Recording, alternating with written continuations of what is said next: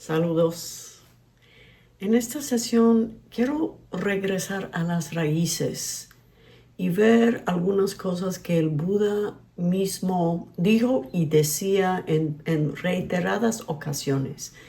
Y esto forma parte de un proceso que para mí ha sido clave en los últimos años, de regresar y retomar las fuentes para ir evaluando cómo llegamos a estar en la situación donde estamos. Y aquí me refiero a todas las situaciones de abuso, toda la desviación del mensaje original del Buda, una versión más dogmática de lo que se ve en los discursos originales. Y ha sido importante para mí para saber a qué me estoy afianzando. Y quiero compartir dos refranes o frases que el Buda decía y que se encuentra en las conversaciones con el Buda una y otra vez. Una frase que se escucha y sirve como una descripción del carácter de las enseñanzas del Buda era: ven a ver. Que lo que el Buda estaba haciendo era invitando a la gente a ver lo que él vio en su proceso del despertar, en su proceso de iluminación, ofrecer esto para la exploración, la evaluación y finalmente la validación por las personas mismas. Y por lo tanto es una invitación. Aquí voy a compartir ciertas cosas para que tú veas. Ven a ver. Y si tú no ves, entonces no lo tomas. Y este elemento de enseñar con un estilo de ven a ver tú, velo tú. Ven a ver es una indicación que nada debe de estar aceptado por fe, ni por confianza en quien habla, en el maestro o la maestra. Y ven a ver fue tan el estilo del Buda que se creyó una palabra, se usó una palabra en sánscrito que es ejipásica, los dos, y quiere decir que sus enseñanzas son venavéricas, literalmente, y así se oye. El Ika en ejipásica es el mismo Ika como venavérica, porque sánscrito y español comparten una raíz muy antigua, ¿no? Así que este elemento, este sabor de las enseñanzas del Buda se observa en esta frase, que las enseñanzas son ejipásicas, son venavéricas. Y hay un sutra que recitamos a veces que es acordarnos de las cualidades del Buda, Dharma, Sangha, de las tres joyas. Dharma indicando las enseñanzas del Buda en este caso. Y describe el Dharma en un texto, sutra o discurso, texto canónico.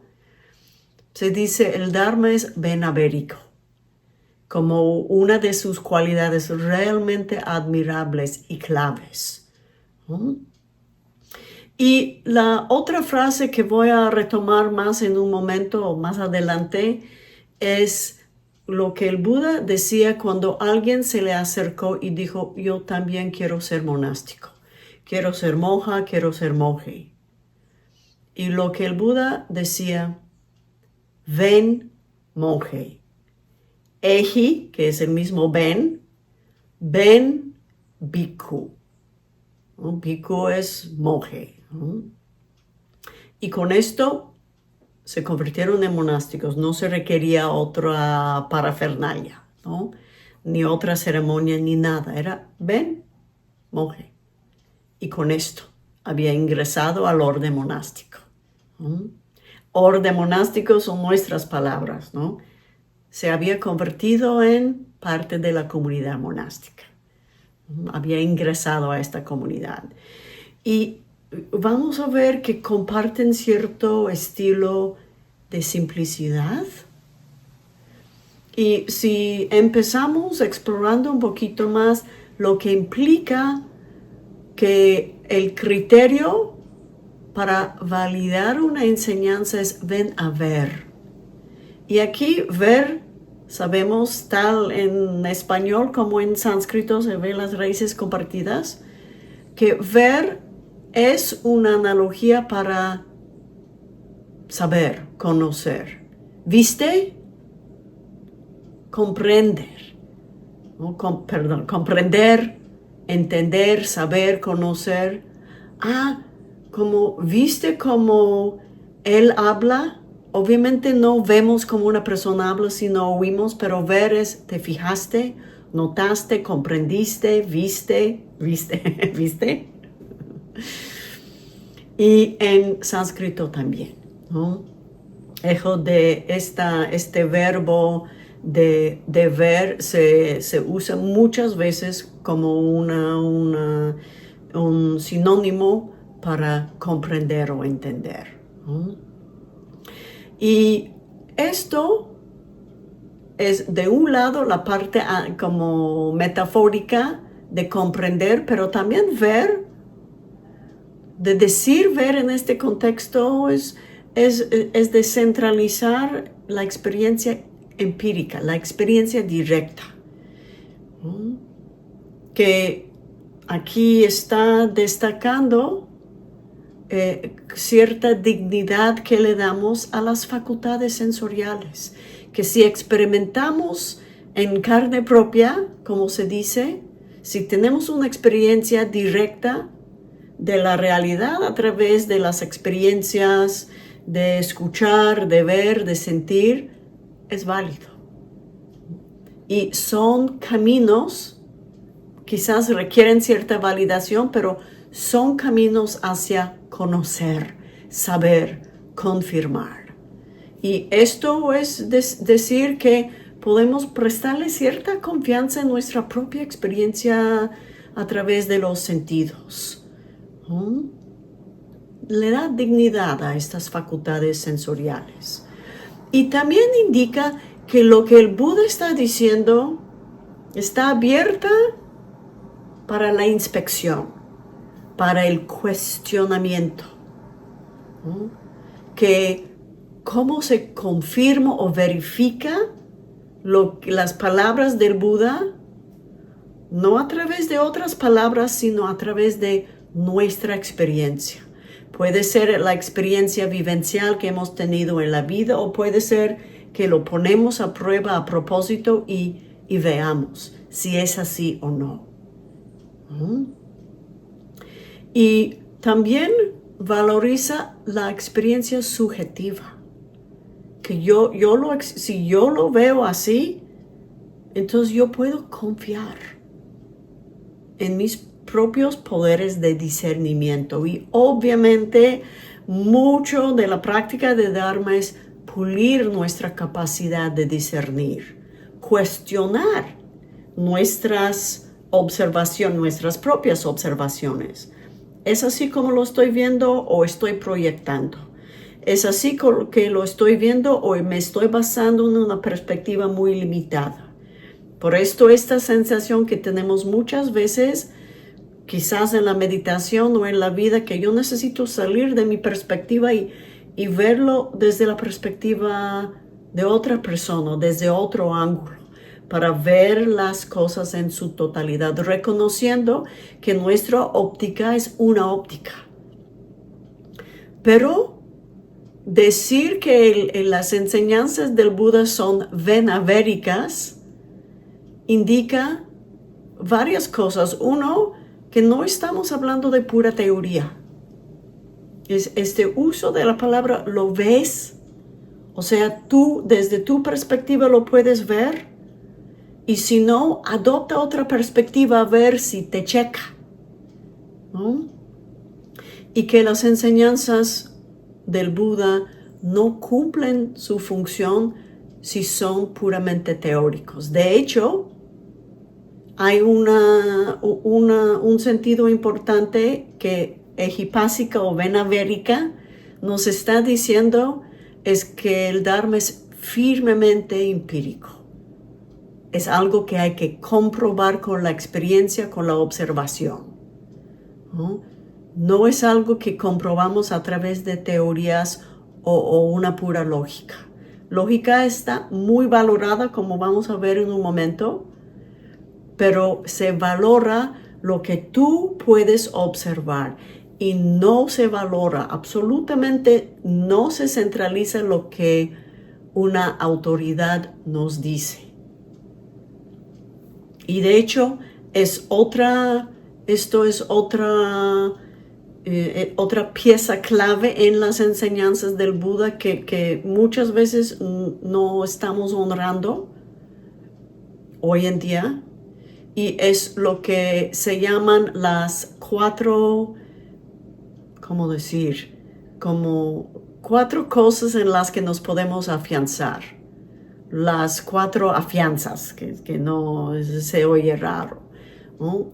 Y son el primero, y esto son cosas que el Buda también dijo en múltiples ocasiones, aparecen en diferentes discursos. Para quienes quieren tener fuentes, y aquí estamos regresando a fuentes, así que voy a nombrar el discurso enseñado a Akshayamati, que era un discípulo. Otros son el discurso respondiendo a las preguntas del rey Anavatapta.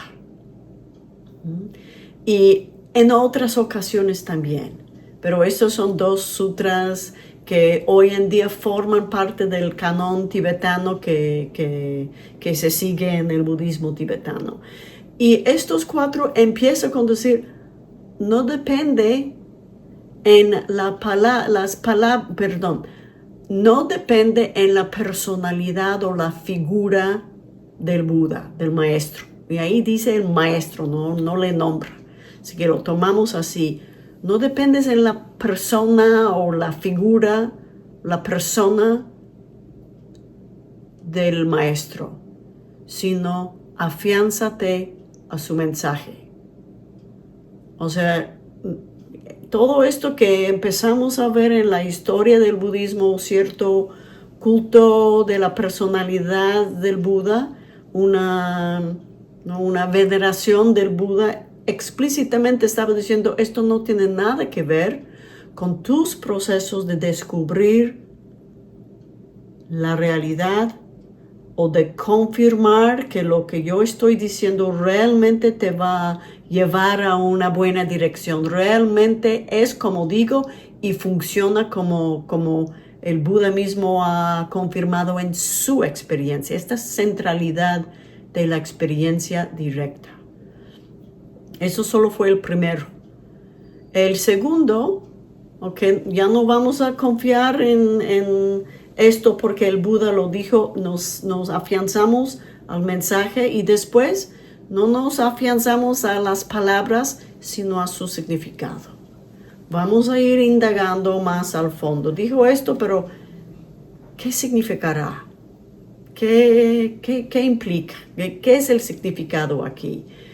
Y más al fondo, no en un significado provisional o contextual, sino en el significado más al fondo, el significado profundo.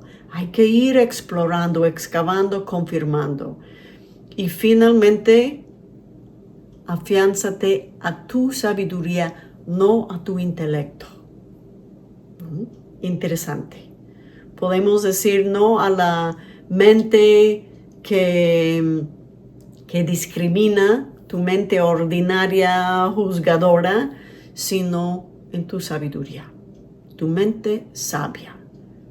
Y con esto ya se deslinda todo el camino.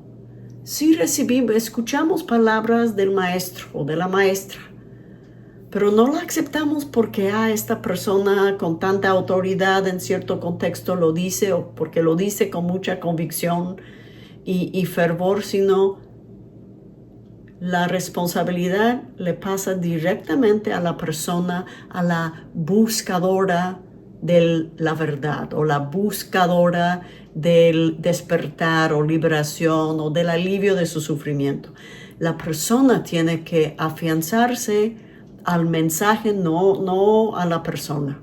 No creemos en esto porque lo dijo el Buda, fundamental, sino qué es que dijo. ¿Y qué implica? ¿Cuál es el significado de lo que dijo? ¿Qué es el significado no superficial, sino profundo? Excavamos, vemos en qué se basa. Y después averigua o asegura que estás aplicando toda tu sabiduría entera, tu ser entero. Y no nada más tu intelecto. Esto sí se oye bien, lo voy a aceptar. Y esta actitud de autorizar a las personas a sacar sus propias conclusiones basado en sus propias investigaciones. Yo te doy una manera de ver las cosas. Ahora, ve a verla tú. Ven a verla tú. A ver qué tú descubres a través de tu experiencia, a través de tus procesos de mirarlo, comprobarlo, dudarlo, volver a confirmarlo y asentarlo en algo de fondo, algo profundo en tu ser. Y con esta actitud venavérica de ven a ver. Sí, el budismo invita a todo el mundo, no es un conocimiento exclusivo para los iniciados, los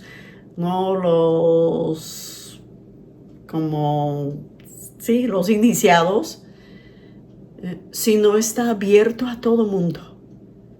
Por esto sí se puede transmitir en YouTube y quien da clic lo puede escuchar y ver. Pero después es tu responsabilidad, es la responsabilidad del oyente o del espectador de poner la prueba, de ver, acepto o no. No solo es tu responsabilidad, sino estás completamente autorizada, invitada, animada a hacerlo. Y con este acto de empoderar a las personas es un acto de tremenda confianza, que yo no necesito imponer mi perspectiva, yo confío que esa perspectiva misma te va a convencer. Y también confío que tú al basarte en tu sabiduría vas a poder llegar a las perspectivas que necesitas para ir saliendo de sufrimiento. Y en todo esto ha sido fundamental para el Buda que el propósito de sus enseñanzas es liberarnos de sufrimiento, ¿no? Y sabemos, y esto es otra manera de saber que realmente no se trató de teoría, que hubo ciertas preguntas metafísicas que el Buda se negó de contestar. Se quedó en silencio, como de dónde vino el universo. Y luego se puede inferir de otras cosas cuál es la teoría que subyace, pero el Buda estaba muy enfática, como en su sentido silencioso, que no, a esto no respondo.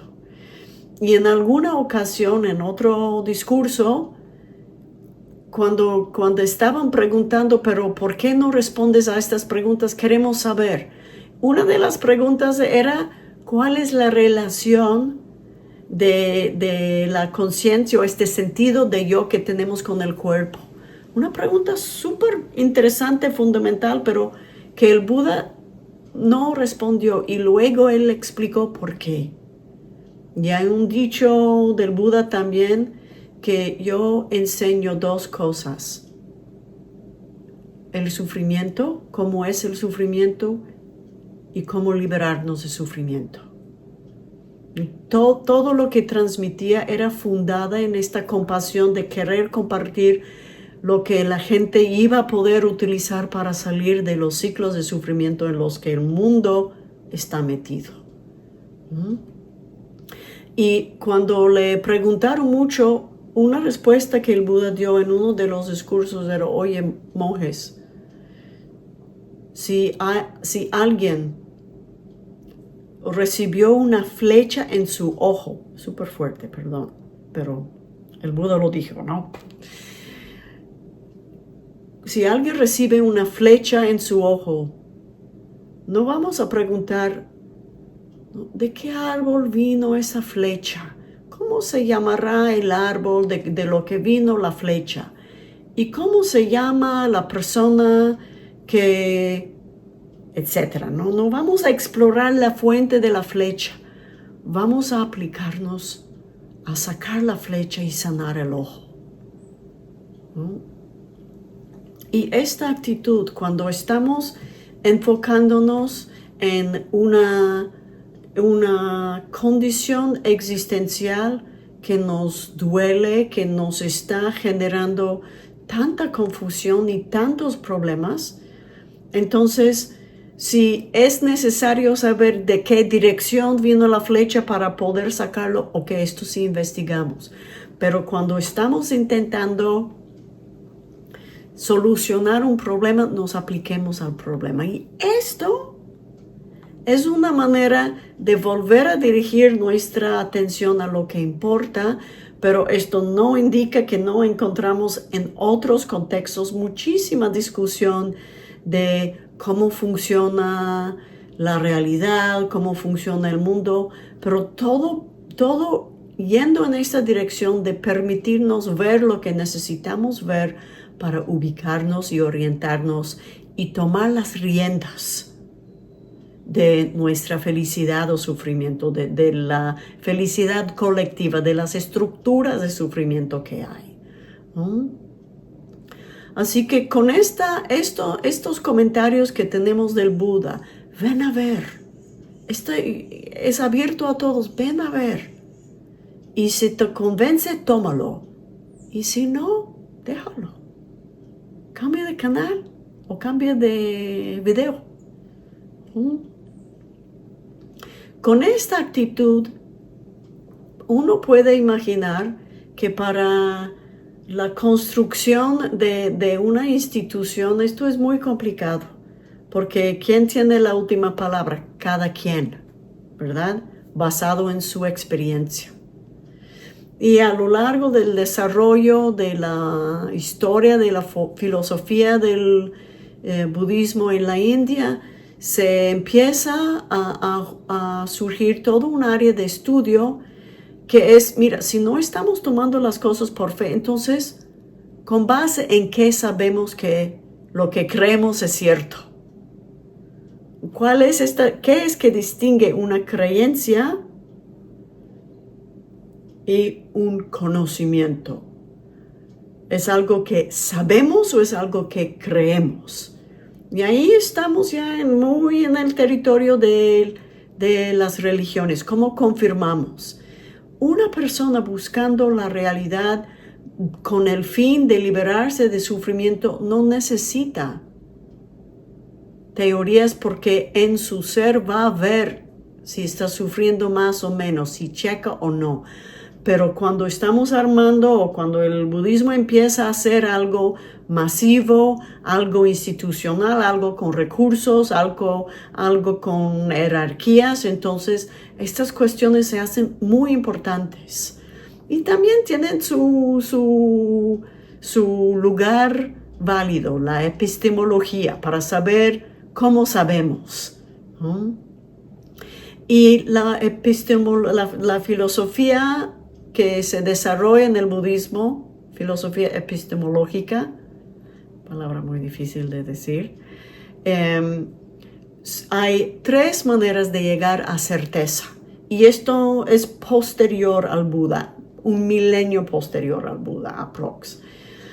Y en estas 3 maneras de llegar a certeza, que las teorías y las filosofías se basan de alguna forma o están extraídas o o como extendidas o extrapoladas de lo que el Buda dijo. Y hay tres formas de saber algo, o de saber que sabemos algo, ¿no? Y no nada más creérnoslo, ¿no? Son tres maneras de validar una teoría. Una, y aquí vemos esta centralidad de ven a ver, es a través de la experiencia directa. Tú puedes saber que hace calor afuera porque saliste y lo percibiste, sentiste el calor. Y aquí otra vez estamos viendo la centralidad de las percepciones y las observaciones subjetivas. Se valora. Y en cierto sentido, si contemplamos qué es la meditación es un gran homenaje a la validez de la perspectiva subjetiva. Nosotros introspeccionamos, vemos qué hay, sin que otra persona esté ahí diciendo, no, esto lo que tú estás diciendo no es, sino que nos estamos observando y valorando el poder de la perspectiva subjetiva, ¿no? La experiencia directa que empodera, que honra, ¿no? Y respeta mucho la dignidad de las percepciones subjetivas. Eso es el primero. Segundo, es lo que se traduce como inferencia. Y inferencia obviamente es una aplicación de la lógica, es una manera de confirmar que sí, la razón cuenta aquí. Y inferencia, el ejemplo clásico que se da en estos textos epistemológicos es que si ahí dan fuego y humo, pero con calor, si tú has estado fuera y sentiste el calor, está bien, pero hoy en día si estamos adentro con el aire acondicionado puesto y miramos afuera y vemos el sol pegando fuerte y vemos este pequeño espejismo que hay a veces en el asfalto o en algún lugar, si vemos esto y sabemos esto es producto del calor, es válido, que no estamos nada más inventándonos o imaginando, sino que sí podemos confirmar. El ejemplo clásico es fuego y humo, que si tú ves humo saliendo, no vapor, humo, entonces hay alguna fuente. Por el resultado, por el efecto, puedes inferir la presencia de la causa, ¿no? Y esto son modos de decir que sí, aquí es un camino donde estamos realmente confiando en el poder de la razón. Pero estos tres no son mejores o peores que el otro. La experiencia directa aquí es en el primer lugar. Pero lo que pasa, y esto es clave creo para todo el desarrollo de la transmisión del budismo y es muy relevante para hoy en día, el tercer es que se dice que se puede confiar en, y esto sí es un poquito circular, que una fuente válida de certeza es que viene de alguien de total confianza. Y ahí creo que si empezamos a contemplar lo que implica, esto va muy en contra lo que el Buda dijo, que no confía en esto porque lo dije yo. Enfócate en mi mensaje y en el significado y comprueba el significado al fondo y después usa tu sabiduría. El Buda estaba desplazando la sede de la producción de conocimiento a la persona. Pero en esta teoría que es fundamental para el budismo tibetano, fue un filósofo indio, y en su presentación y después confirmado, extendido, aplicado y transmitido por toda la tradición durante más de un milenio hasta hoy en día, que ahí, cuando tú no sabes, no estás segura si sí o si no, es más allá de lo que la razón te puede confirmar o la experiencia directa te puede confirmar. Si te lo dice alguien que es de tu total confianza, entonces puedes salir de tener una creencia y decirte que yo sé. Y para mí un ejemplo interesante para ver cómo funciona es nuestra fecha de nacimiento.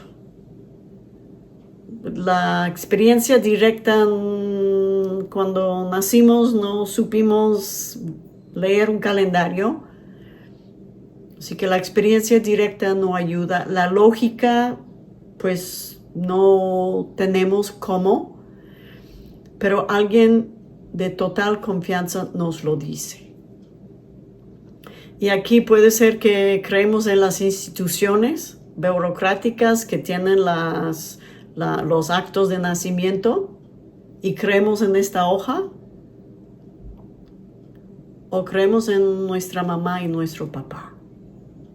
Y yo creo que es bastante obvio que pues nuestra mamá, nuestro papá nos puede mentir. ¿No? Indagando en mi historia familiar, que últimamente he estado interesado en el tema de ancestros, de nuestras raíces, de nuestras largas historias colectivas familiares, y encontré a alguien, que no voy a decir quién, no fui yo, pero no pasa nada si fuera yo, donde vi que su fecha de nacimiento, esto sí se supo, pero que sus padres se habían casado unos 4 meses antes. Y esta información no quedó transmitida porque quizás decidieron no ocultar fecha de nacimiento, sino otra cosa. O sea, esto, por lo mucho que podemos confiar en nuestros padres, tomar esto como epistemológicamente certeza, pues no. Un ejemplo que hoy en día se da enseñando esto es que, por ejemplo, en el caso de Einstein, ¿no? Que pues la teoría de la relatividad, esto sí era un genio, entonces podemos creer en sus teorías porque quizás va a ser muy complicado para que lo pasemos por todos los pasos de razonamiento para comprobarnos nosotros, pero todo el mundo sabe que fue un genio, así que lo aceptemos, ¿no? Y quizás para algo como la teoría de la relatividad, que no afecta nuestra vida directamente, está bien, no vamos a entrar ahí, pero si se trata de las causas raíces de nuestro sufrimiento, nuestra posibilidad de liberarnos de sufrimiento, de vivir despiertas, entonces sí, necesitamos poder realmente confirmarlo, ¿no? Y si tenemos el mismo Buda diciendo, no lo creas porque lo dije, entonces, ¿qué creer? Nos pone en paradojas, ¿no? Lo que pasa en el desarrollo de la historia del budismo es que hoy en día se puede citar un texto del Buda, ok, entonces ha de ser así. Y no digo en este espacio, en nuestra comunidad, ni en todas las comunidades, pero en los contextos tibetanos, por ejemplo, los debates, sabemos que hubo estos debates, y cuando yo recién llegué al Dharma, yo lo conocí en un monasterio tibetano en Nepal, y vi los monjes debatiendo todas las noches, todo una debates públicos. Y me impactó mucho pensando, ok, sí, aquí se cuestiona, se debate, se confía que colectivamente vamos a aportar diferentes perspectivas y llegar a una certeza, a comprobar algo a través de la razón. Y me impactó mucho, me dio mucha confianza. Y cuando empecé a aprender tibetano y poder seguir exactamente lo que estaban diciendo, me di cuenta que cuando estaban debatiendo, si es un debate sencillo como un debate clásico donde se empieza a estudiar el debate es que por ejemplo, este sonido no va a perdurar para siempre. ¿Cómo? ¿Cómo lo sabes? Vamos con la razón. Y una razón válida es porque el sonido es impermanente, es transitorio. Pues sí, esto es algo que sí todos podemos comprobar con la experiencia directa, que un sonido es transitorio. Entonces, cualquier sonido va a ser, no va a ser eterno. Ok. Y después se pone cada vez más sofisticado, ¿verdad? Pero yo observé que en estos debates, en cierto punto, alguien puede decir, no, pero ¿cómo? No, pero dame una razón, porque esto es parte del debate, ¿no? Es debate formal. Ok, ¿cuál es tu razón? Pruébalo. Y que era aceptable decir, porque de citar una línea del texto del fundador de este linaje, Lama Tsongkhapa, porque Lama Tsongkhapa lo dijo. Y como, ¿pero cómo? ¿Cómo se puede citar un verso de una frase de un texto de una persona y con esto se acaba el debate? Pero a través de estos mecanismos se vuelve a abrir la puerta para el dogmatismo. Si lo dijo él, cállate porque ya se acabó el debate.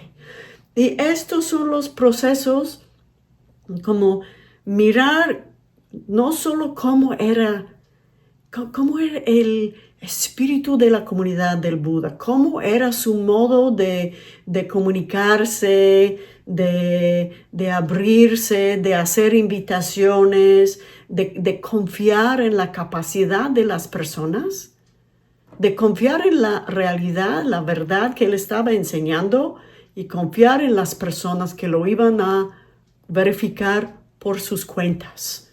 Una tremenda, un estilo muy distinto a lo que luego tenemos cuando es autoritativo una frase de un fundador. ¿Cómo llegamos en la historia? Y aquí esto es yo creo que para quienes estamos ahora buscando en búsquedas espirituales, ¿cómo podemos retomar este espíritu? Incluso si no seamos budistas, de inspirarnos, ¿no? Quien llega aquí con curiosidad, no, espero que puedo ofrecer algo que no requiere que seas budista. Y esto es de retomar este espíritu de investigación personal con la confianza en sus propias capacidades de llegar a la verdad, de usar nuestra experiencia, la experiencia sensorial, pero también la experiencia que hemos tenido en la vida y mirarlo desde ciertas ópticas a ver qué se descubre, ¿no? Y para mí ayuda de saber cómo se ha ido abriendo por las historias de las instituciones y no por otra cosa. ¿Cómo llegamos a tener otro sabor, de tener algo que muy claramente va en contra a lo que el fundador de todo el sistema de pensamiento estaba diciendo a través de esos procesos históricos? Por eso se me hace útil saber cómo entró, cuáles eran como los pilares sobre los cuales estamos poniendo un techo que después no nos permite ver el cielo, ¿no? Y después, cómo es que terminamos con el Buda no como una inspiración, no como un maestro cuyas palabras cada quien está invitado a explorar, sino el Buda que termina milenios después o siglos después como una persona cuyas aseveraciones eran de plano acertadas y por lo tanto no realmente cuestionables, o solo lo cuestionas para asegurar que la vas a poder defender frente a otras personas con las dudas de otras personas, ¿no? Ok, ahora voy a pasar a la siguiente frase, que era esto de Ejibiku. Ven, monje. Imagínate la profunda simplicidad. Que ¿cuál es tu proceso de recibir ordenación monástica? Tú expresas tu aspiración y el Buda te dice, ven, monje. Y aquí hay un elemento interesante para ser parte de una comunidad. Aquí no estamos hablando de la búsqueda espiritual personal de la realidad, sino ingresar a una comunidad. Alguien necesita reconocerte como monje. Que si el Buda te dice monje, tú tienes la confianza que eres monja o monje. Digo monje, pero también monja, ¿no? Y aquí en comunidad, ser vista, ser reconocida como miembro de la comunidad, sí, ahora nos estamos entretejiendo con lo que necesitamos recibir de otras personas. Y en otra ocasión quiero explorar más este rol del otro en el camino individual o en el camino personal del despertar. Pero aquí el Buda dice, ven, que la persona ya vino, pero ven a vivir en el monasterio, ven a deambular conmigo por los pueblos, ven. Que implica sal de donde te basaste previamente y eres monje o monja. Alguien aquí en la comunidad te mira, te dice monje y con esto ya eres monje. Mientras hoy en día,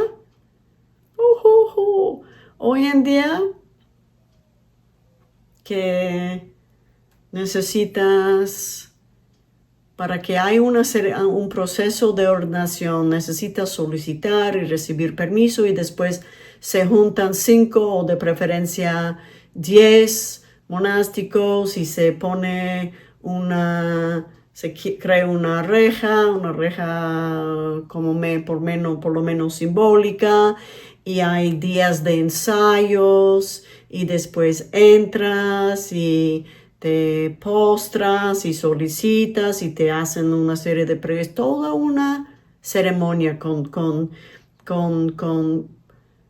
procesos rituales y formales que implican días.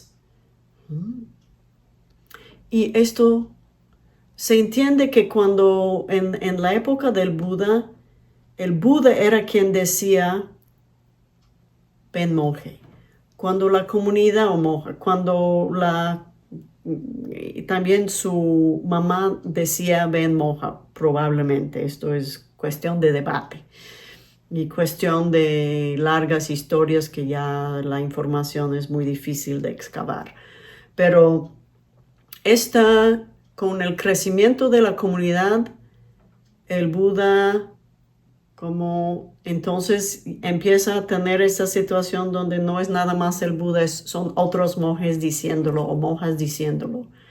Y ya en la comunidad empieza, ¿cómo vamos a autorizar a todo el mundo o a ser monásticos o monásticos? No, necesitamos control.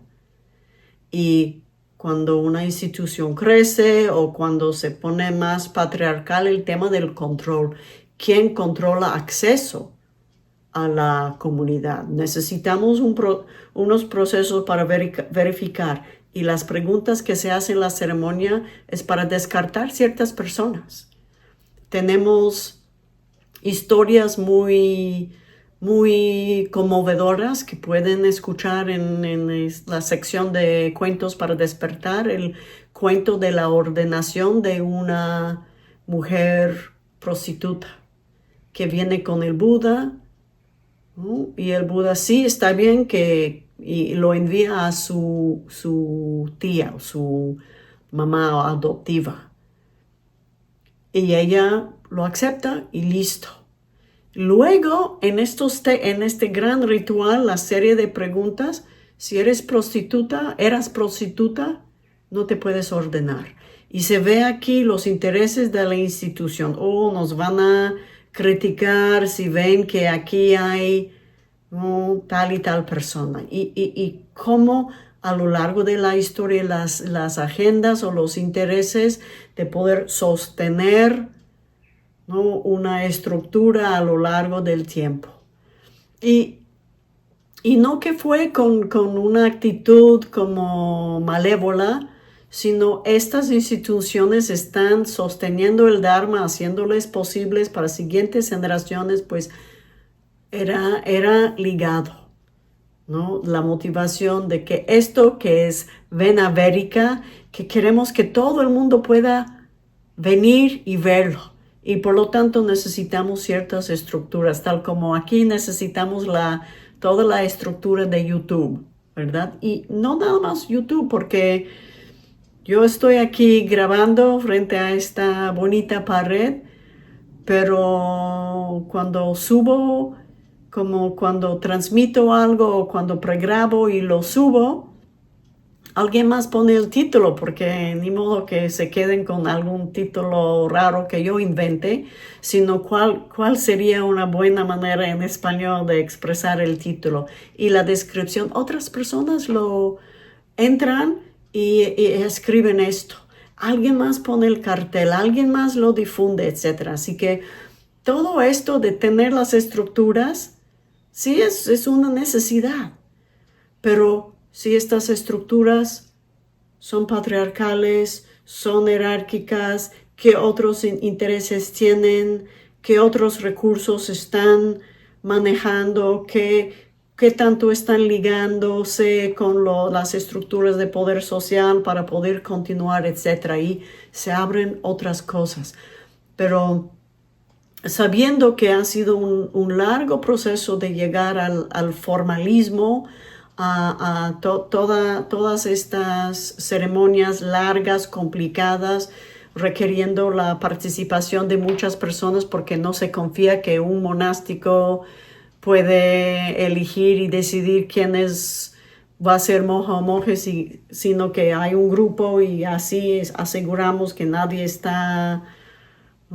Y si hay historias de personas ordenando cantidades masivas de personas y esto les hace más grande porque tiene más discípulos, y incluso en la generación después del Buda ya hubo este tema, gente intentando tener prestigio ordenando masivamente a la gente. Así que estos procesos complicados, históricos, quizás necesarios, quizás no necesarios, terminan afectando la forma en la que hoy en día recibimos el Dharma. Pero yo quise explorar esto con esta aspiración de cómo abrir las ventanas y dejar o invitar que el aire fresco del espíritu original del Buda, de ven a ver, de ven monja, de ven monje, no te voy a someter a procesos complicados, tienes la aspiración, te veo, ven, ya, ¿no? ¿Cómo retomar este espíritu de confianza en el mensaje y confianza en la capacidad de las personas de cuestionar y llegar a través de sus cuestionamientos al fondo, ¿no? Y salir de esto de que, bueno, el Buda lo dijo, hay que apreciar al Buda, hay que tener fe en todo, hay que comprar el paquete todo, porque esto sí nos da mucha seguridad sentir que yo tengo donde todas las respuestas, todas las preguntas que he tenido en la vida están contestadas. Yo nada más tengo que aceptar las respuestas. Así que alivio no tener que indagar, investigar, cuestionar, verificar, observar, introspeccionar. Pero el camino hacia el despertar solo se hace cuestionando, investigando, viviendo y confiando en la propia capacidad de descubrir las perspectivas liberadoras que nos van a permitir despertar con nuestro propio discernimiento, puliéndolo cada vez más. Así que imaginemos en nuestras vidas cómo sería vivir con un espíritu de ven a ver, ¿no? Y quizás quienes sí estamos practicando el Dharma, como dejemos que este espíritu simple, fresco y de tremenda confianza en uno mismo, en una misma, aviva nuestra práctica. Gracias.